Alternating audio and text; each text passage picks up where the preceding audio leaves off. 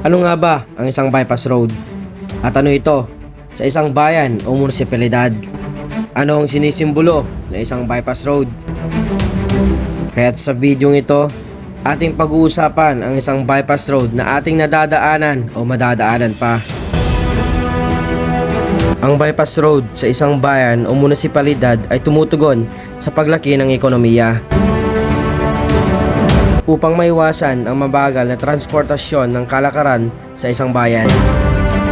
At layunin din ito na mabigyan ng mas mabilis na alternatibong daan ang mga motorista patungo sa kabilang direksyon.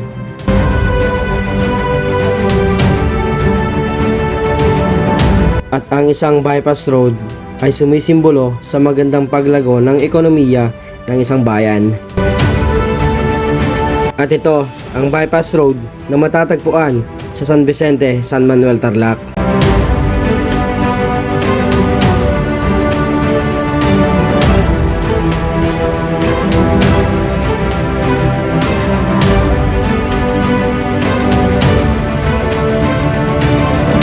At sa ngayon, naging sikat na tambayan ng mga kabataan ang bypass road, lalo ng mga mahilig sa motor. At nakikilala na rin ang bypass road sa San Vicente, San Manuel, Tarlac bilang isang spot o lugar na pwede kang mag-jogging, walking para sa iyong ehersisyo.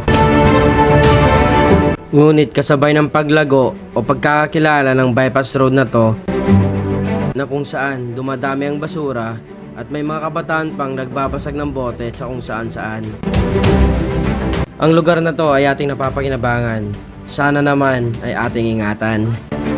Hanggang sa susunod na video ulit mga kuys, at kung nagustuhan mo naman yung video, huwag mong kalimutan mag-follow para updated ka sa mga video ang aking pang i-upload.